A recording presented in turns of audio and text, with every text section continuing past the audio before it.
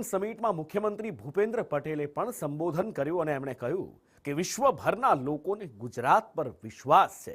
આ vibrant summit જે વડાપ્રધાન નરેન્દ્ર મોદી મુખ્યમંત્રી હતા ત્યારે એમની દૂરદ્રષ્ટિથી શરૂ કરવામાં આવી હતી। એનાથી ગુજરાતને શું ફાયદો થયો અને આવનારા સમયમાં શું હજી પણ ફાયદો ગુજરાતને મળતો રહેશે એની વાત મુખ્યમંત્રીએ કરી। મહાજન, પ્રજાજન અને પ્રશાસનના સહયોગથી 2003ની વાઇબ્રન્ટ સમિટને મળેલી સફળતા પછી તેમણે કહેલું કે Gujarat can and Gujaratis will.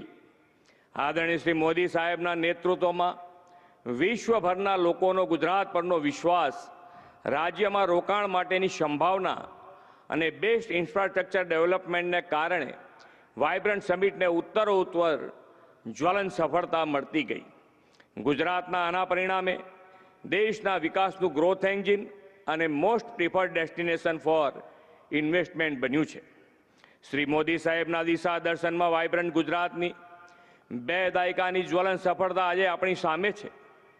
પાછલા 24 વર્ષમાં રાજ્યમાં 3.57 લાખ કરોડનું એફડીઆઈ આવ્યું છે।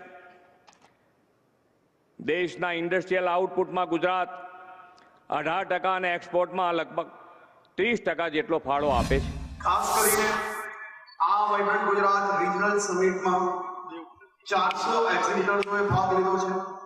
ખાસ કરીને 1500 થી વધારે એમઓયુઝ થવાની શક્યતા છે। રિવર્સ બાયર સેલર્સ મીટની અંદર 16 દેશોના મહાનુભાવો અહીંયા પધાર્યા છે। ખાસ કરીને આ બેવ સેક્ટરના એમએસએમઈ સેક્ટરને ખૂબ મોટો ફાયદો આનાથી થઈ શકે છે।